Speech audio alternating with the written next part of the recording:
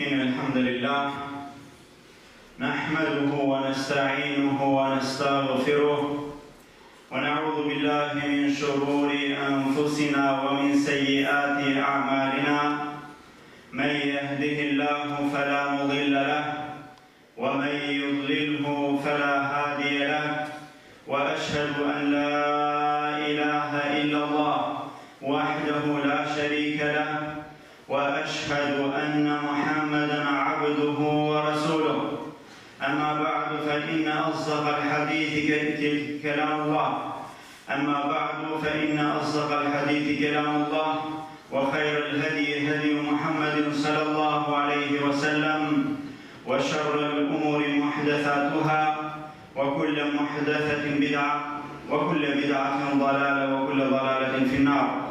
Me të vërtet falënderimet i takojnë Allahut, vetëm atë falenderojmë dhe vetëm prej tij ndihmë dhe falje kërkojmë.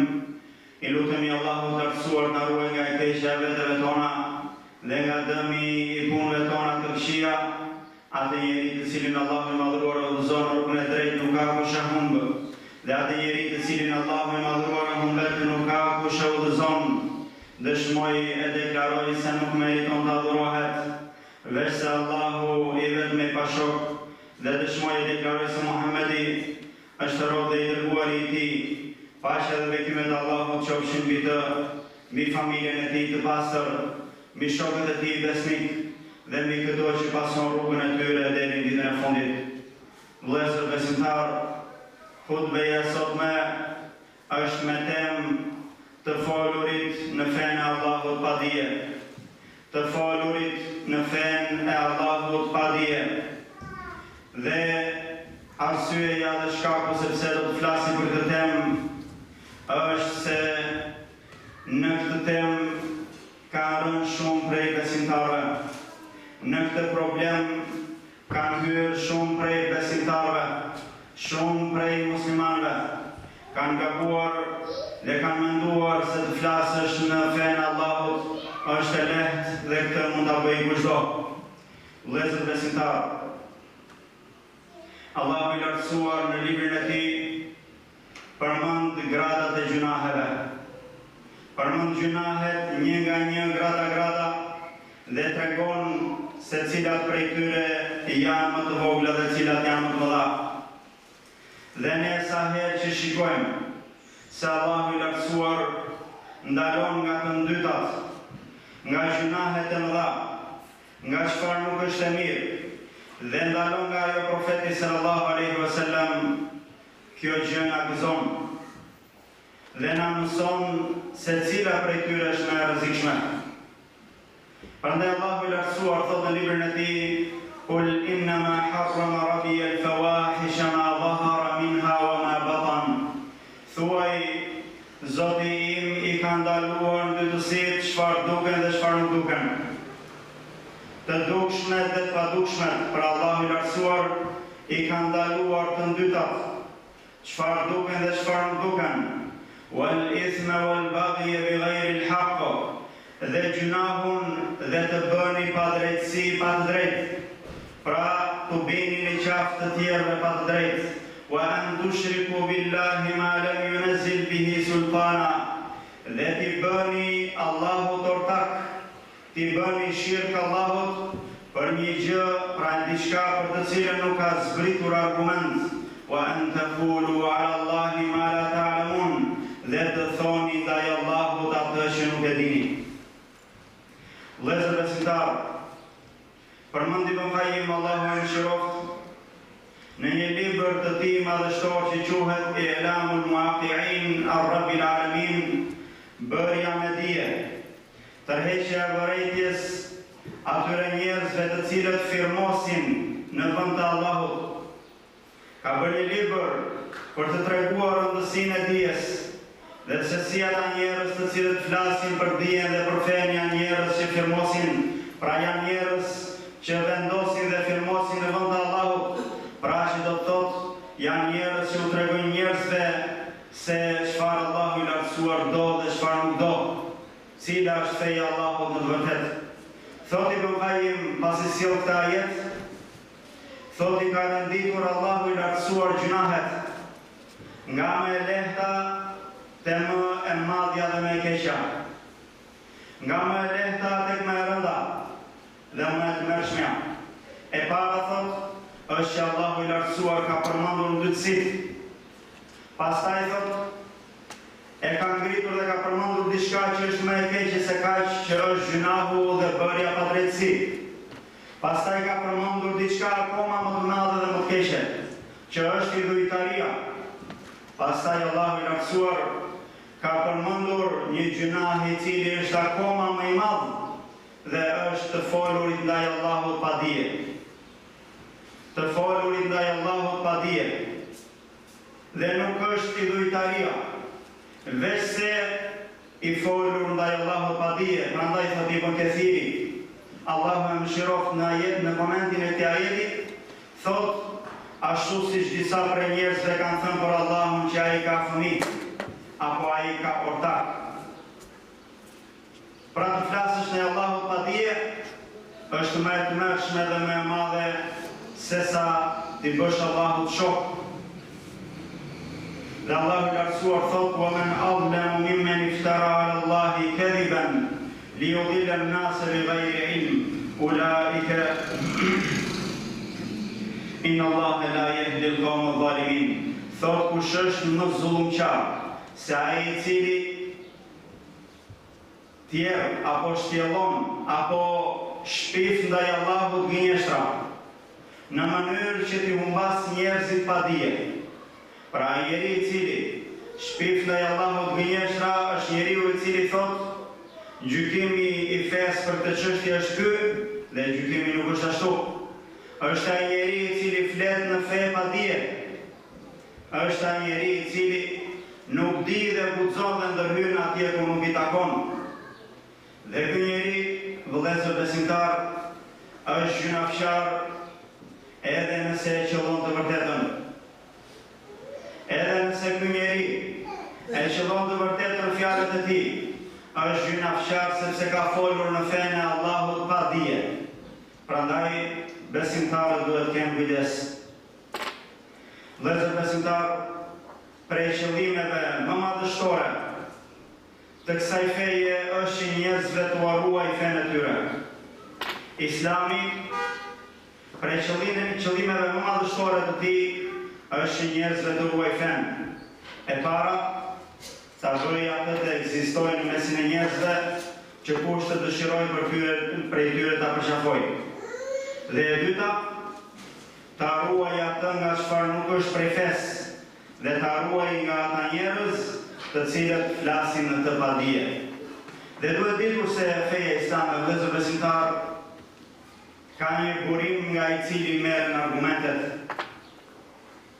Qoftë argumentet e adhurimit, qoftë të besimit, qoftë të marrëdhënieve mes njerëzve, qoftë të sjelljeve dhe moralit, qoftë të halallit dhe të haramit, të gjitha këto rregulla merren nga një burim i cili është Kurani dhe Suneti.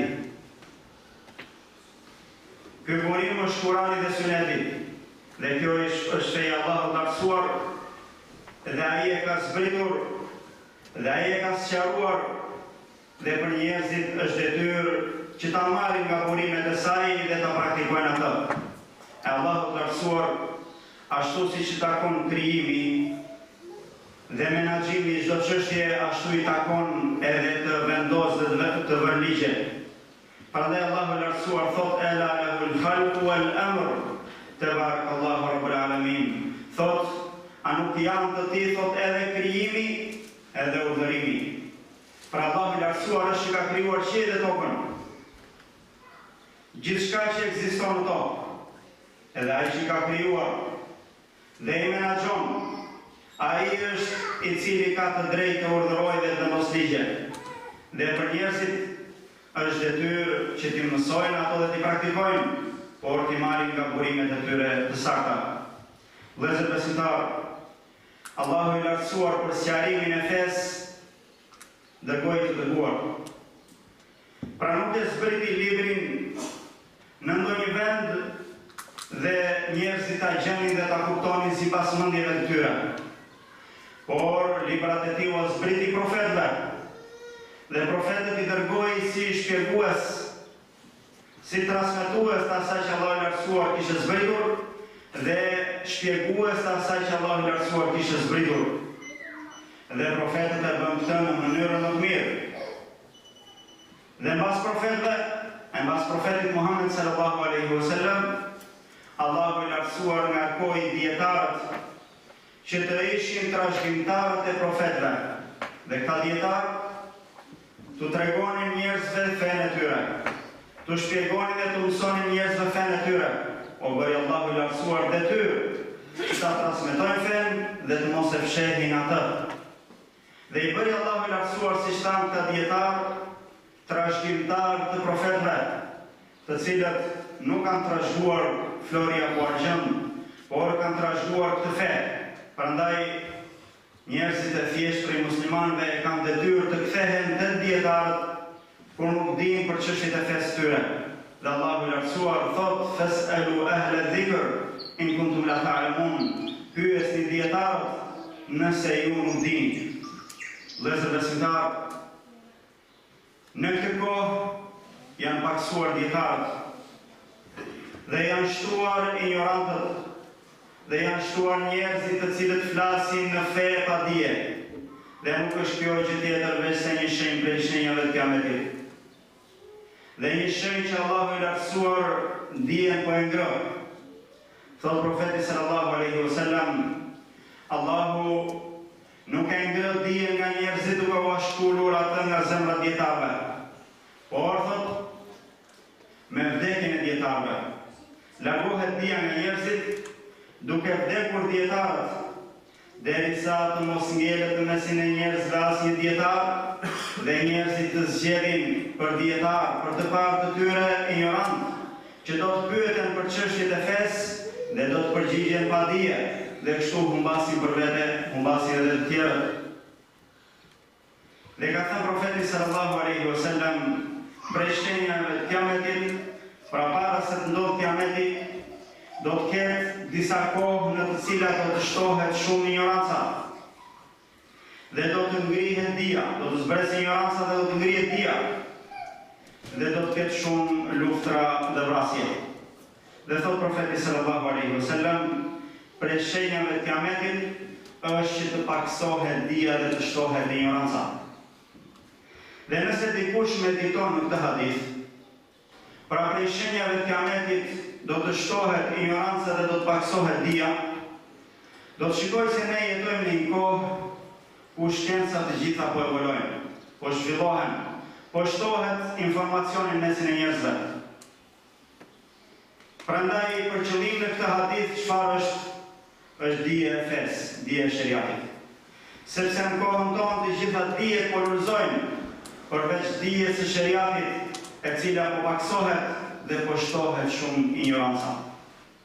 Prandaj profeti sallallahu alaihi wasallam ka tërhequr vërejtjen nga disa njerëz të cilët duke u mjaftuar me pak dije, mendojnë se janë në grada të larta të aftë për të dhënë dije, dhe se kanë plotësuar besimin e tyre dhe nuk kanë njerëz më pjesë ata. Tërheq profeti sallallahu alaihi wasallam vërejtjen që të mos bëhemi prej tyre, sepse një mendim i tillë të bën lëmë djegëse për zjarrin e xhehenemit. Thot profeti sallallahu alaihi wasallam, do të shfaqet Islami, pra do të fuqizohet dhe do të përhapet Islami, derisa tregtarët thot do të shkëmbehen me njëri tjetrin nëpër detra. Do të shkëmbehen tregtarët me njëri tjetrin nëpër detra, pra muslimanët do të fuqizohen dhe do të shpërndahen shumë. Dhe do të vërshojnë thot kuaj thot në rrugë të Allahut.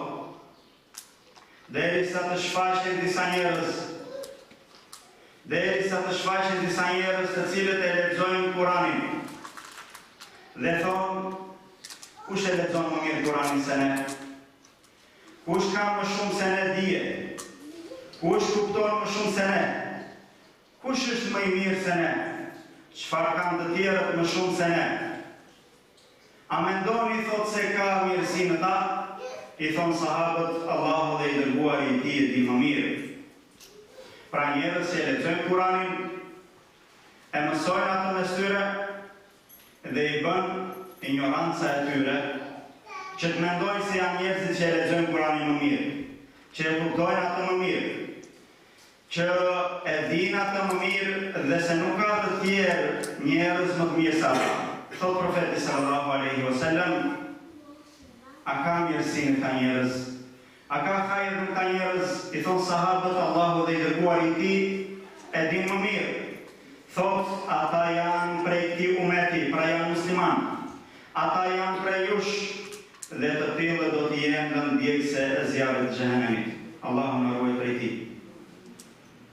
Prandaj vëllezër besimtar, muslimani e ul kokën e tij dhe shton dijen, dhe shton sinqeritetin dhe e ruan gjuhën e tij që të mos flasë në fenë e Allahut pa dije. Dhe njerëzit, si shton dietarët, janë 3 grada. Në çështjen e dijes, njerëzit janë 3 grada. Në gradën e parë kush futet, mendon se i di të gjitha. Kush futet në gradën e parë që fillon të lexojë një libër, të lexojë do pak Kur'an arabisht, të kuptojë ndonjë çështje të fesë, mendon se e kupton dije të gjitha. Mendon se është i panevojshëm për dijen. Dhe ky është grupi më i keq. Dhe njeriu në këtë fazë të dijen duhet i lutet Allahut të lartësuar të shtoj dijen dhe të shtoj modestin në mënyrë që të kaloj në gradën tjetër, në fazën tjetër, që të shpëtoj veten e tij dhe njerëzit që rrethojnë. Grada tjetër, thon dietarët, është ajo e dyta, pra, që njeriu sa më shumë zhytet në të, aq më shumë e kupton se sa ignorant ka qenë. Grada e parë i di të gjitha. Kur ngjitet në gradën e dytë, që Allahu e lartësuar i jep mirësi që të shtoj dijen dhe të ngjitet në gradën e dytë, sa më shumë ngrihet, aq më shumë e kupton se sa ignorant ka qenë. Dhe në gradën e tretë nuk hyn veç se pak prej dietarëve. Prandaj Imam Shafiu, Allahu mëshiroft, një prej dietarëve më të mëdhenj të kësaj dynjaje, thoshte, nuk mësoj një gjë të re, veç se e kuptoj thot se sa ignorant kam qenë. Nuk ka një gjë të re, thot, veç se e kuptoj se sa ignorant kam qenë. Pra kështu besimtari, ta shtoj dijen e tij dhe dija e tij të mos ja shtoj në madhësinë. Sepse njeriu kur është në gradën e parë, në gradën kur nuk di dhe mendon se di shumë, mund të shkatërrojë shumë, mund të prish punë shumë, sepse ky njeri mendon se di nga feja dhe mendon se është i aftë që fen ta përhap dhe të flas njerëzve për të, dhe kështu mund të bëhet i dëmshëm. Dhe nuk ka gjë më të dëmshme për një çështje, për një shkencë, se sa të hyjnë në të njerëz të cilët nuk marrin vesh. Njerëz të cilët nuk dinë prej saj. Prandaj kanë thënë, men tekelleme fi ghayri fannihi ata bil ajai. Kush flet në një shkencë që nuk është e tij, në një fushë që nuk merr vesh prej saj, do të sjellë gjëra të çuditshme. Prandaj vëllezër besimtar, detyrë për muslimanët e thjeshtë është që të mësojnë dhe të praktikojnë sa të kenë mundësi dhe të ruajnë gjuhët e tyre që të mos flasin fenë Allahut pa dije. Thot Imam Malik, Allahu mëshiroft, dikush prej njerëzve do të hyri tek Rabia, dhe Rabia është shehu Imam Malik, pra mësuesi Imam Malikut. Ka qenë dietar shumë i madh, Rabia Turai. Thot hyri dikush tek ai dhe e gjeti duke qarë. Dhe i thot, çfarë ke, Allahut mëshiroft, të ka rënë ndonjë fatkeqësi? Thot, pasi i shtohet i qari, pastaj pushon dhe thot, jo, nuk më ka rënë fatkeqësi, por thot, po pyeten për çështjet e fesë njerëz që nuk kanë dije. Dhe shikoj se po përhapet, thot, një gjë më e madhe në mesin e muslimanëve. Thot, dhe betohem në Allahun se disa njerëz të cilët flasin në fe, thot, pa dije, kanë më shumë hak të burgosen se sa hajdutët. Pra shikoj, thot, po qanë dhe këtë djetarë dhe thot, sepse po flasin në fe njerëz pa dije. Dhe po shikoj se si po përhapet një gjë më e madhe, thot, për shkak të kësaj. Dhe disa njerëz që flasin në fe, thot, e meritojnë më shumë që të burgosen se sa hajdutët. Dhe thot Ibn Hazmi, Allah më shiroft, nuk ka gjë më të dëmshme për një shkencë dhe për njerëzit e asaj shkencë, për një fushë dhe njerëzit e asaj fushë, se sa të hyrë në të, thot, njerëz të cilët nuk janë prej saj. Këta njerëz, thot, janë ignorant dhe mendojnë se din, shkatërrojnë, thot, dhe mendojnë se rregullojnë. Pra nuk ka gjë më të dëmshme për një shkencë dhe për njerëzit e saj, se sa të hyrë në të ata njerëz që nuk marrin vesh. Të tillët, thot, janë ignorant dhe mendojnë se rregullojnë punë. Dhe të tillët, thot, shkatërrojnë dhe mendojnë se rregullojnë.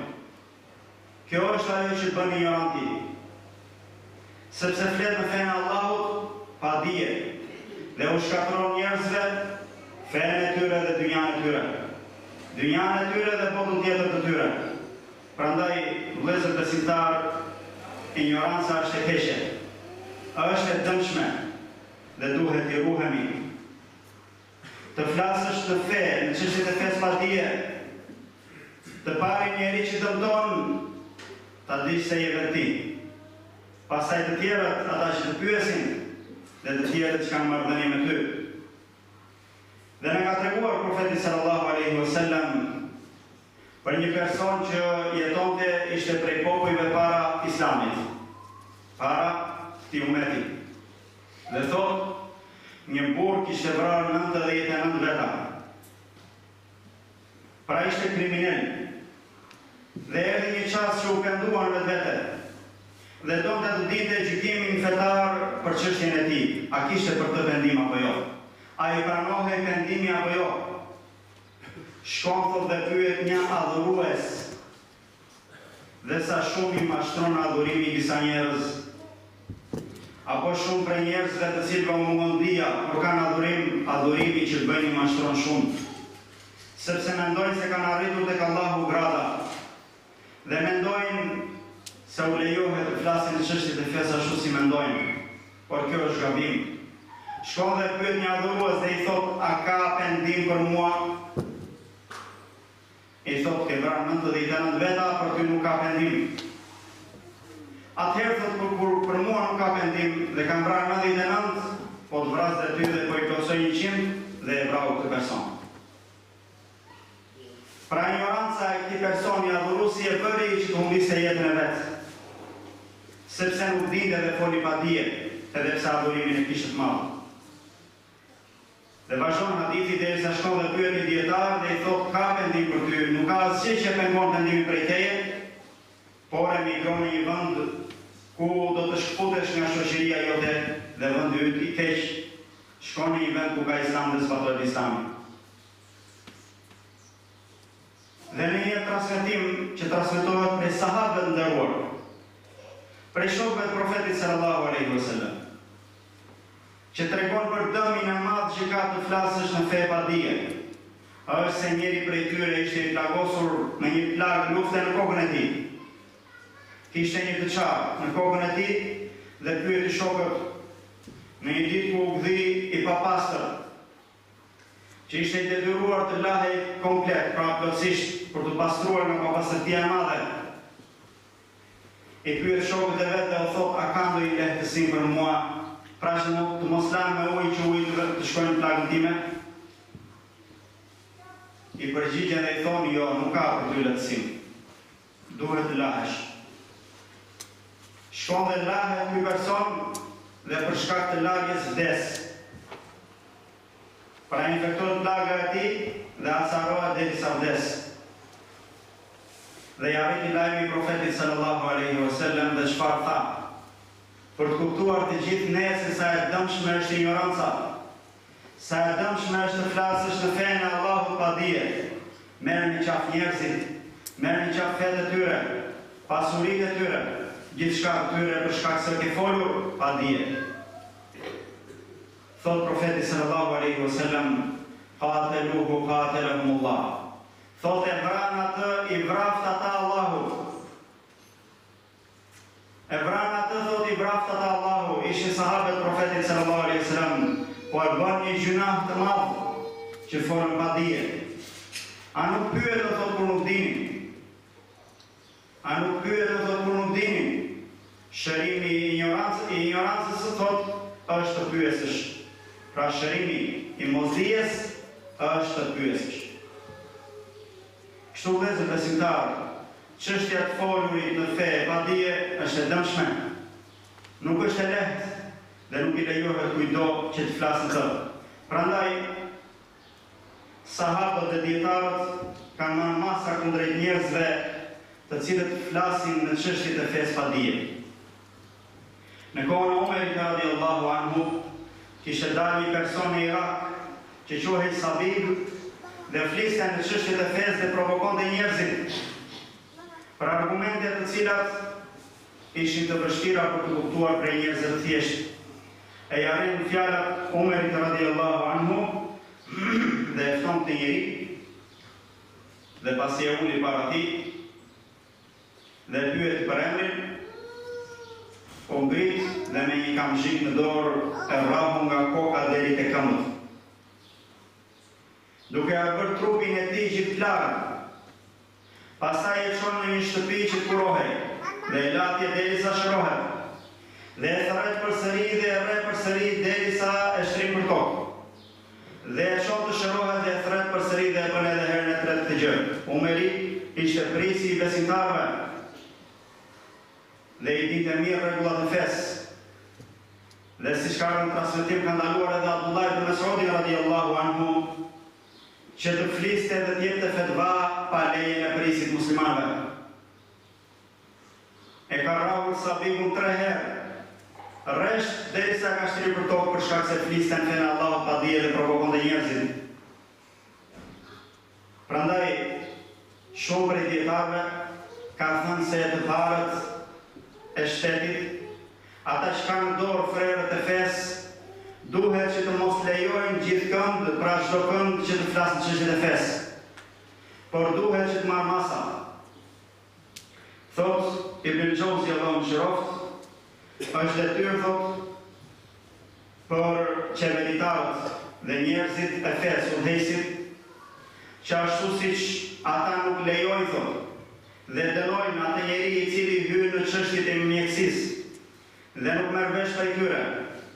Merret duke mjekuar njerëzit dhe nuk merr vesh, dhe ata ndalojnë, është detyrë për ta që të ndalojnë edhe ata njerëz të cilët flasin në çështjet e fesë pa dije. Dhe thot Ibn Taymi Allahu mëshiroft, Sheikhul Islam, thot si thot shteti islam të ketë kontrollues për gatuesit, pra për kuzhinierët dhe për furrat e bukës, dhe të mos ketë të kontrollues për njerëzit të cilët flasin në çështjet e fesë. Pra kjo çështje është e madhe vëllezër besimtar, prandaj ne si musliman duhet të edukohemi që të mos flasim aty ku nuk dim dhe aty ku nuk mundemi të japim gjykimin e vërtet të shariatit për atë çështje. Lutim Allahun e lartësuar na bëjë që ta shtojmë dijen tonë dhe modestin tonë. Lutim Allahun e lartësuar ta bëjë nga ata njerëz që gjejnë fjalën dhe e zbatojnë atë në mënyrë më të mirë, të fjalën tim dhe i kërkoj falë Allahut për vetë dhe për ju, kërkojnë falë atij sepse është falës e madhe.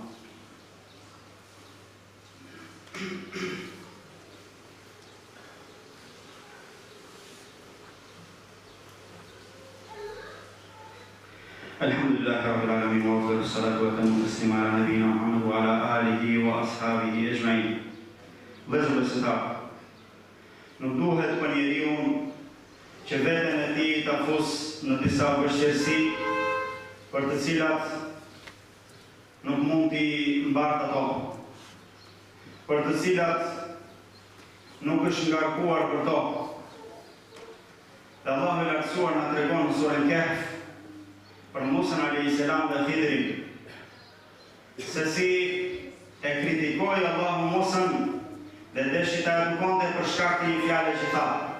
Dhe ajo ishte pasi u pyet se kush është më i dishmi, tha unë jam më i dishmi. Dhe Allahu i lartësuar deshi ta edukonte dhe i tha shko tek një njeri dhe mëso prej tij.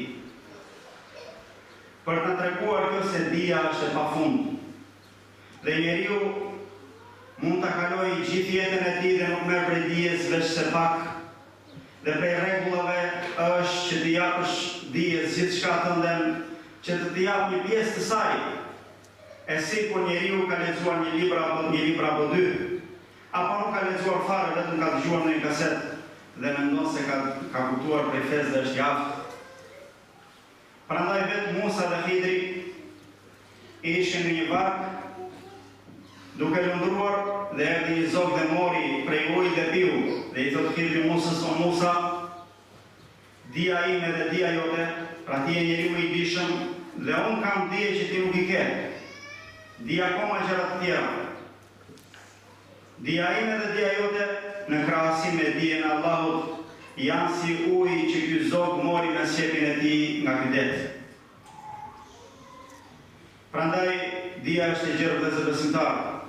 Dhe njeriu duhet të dhimbset feja e tij dhe gjaku i tij dhe mishi i tij. Dhe të mos hyj aty ku nuk i duhet. Të mos ndërhyj në çështjet e dietarëve. Të mos flas në fe pa dije. Dhe besimtar, Allahu i lartësuar na tregon në librin e tij për melajket, se si prej edukatës së tyre në çështjet që nuk i dinin ishte që thoshin nuk dim. Por Allahu i lartësuar i pyeti ata për emrat kur krijoi Adem alayhis salam. I pyeti melajket për emrat e gjithçkaje dhe ata thanë subhanaka la ilma lana illa ma 'allamtana. Thanë lavdia të takon ty, ne nuk kemi dije veç se ajo që na ke mësuar. Pra ne nuk dim. Atë pse për njeriu në shëron të thotë nuk di? Kur pyetesh për një çështje dhe nuk di, thuaj nuk di dhe ule kokën tënde. Sepse kjo të shton afrimin tek Allahu, të afron tek Allahu i lartësuar. Dhe profeti sallallahu alaihi wasallam i shkonin populli vet dhe e pyesin për çështje, siç ka ardhur në shumë ajete të Kuranit, shprehja yes'alunaka, të pyesin ty dhe ai nuk përgjigjej derisa t'i vinte shpallje. Pra, profeti sallallahu alaihi wasallam nuk përgjigjej për çështjet e fesë derisa t'i vinte shpallje. Dhe ka pas raste që shpallja është vonuar deri në 15 ditë. Dhe njerëzit kanë menduar dhe kanë thënë që Muhamedi është gënjeshtar. Pastaj ka ardhur shpallja. Dhe e gjitha kjo profeti Muhamedi sallallahu alaihi wasallam nuk e ka bërë që të flasë nga vetja. Edhe pse ishte në atë gradë të lartë. Dhe po ashtu sahabët e profetit sallallahu alaihi wasallam. Ishin njerëz që nuk thoshin në fe veç atë që dinin dhe nuk flisnin për atë që nuk dinin. Thotë Abu Bekri radhiyallahu anhu, pasi pyetet për një ajet në surën Abasa, thotë: çfarë qiell, cili qiell do të më bëj hije dhe cila tokë do të mbaj sipër nëse unë them në fenë Allahut atë që nuk kam dije.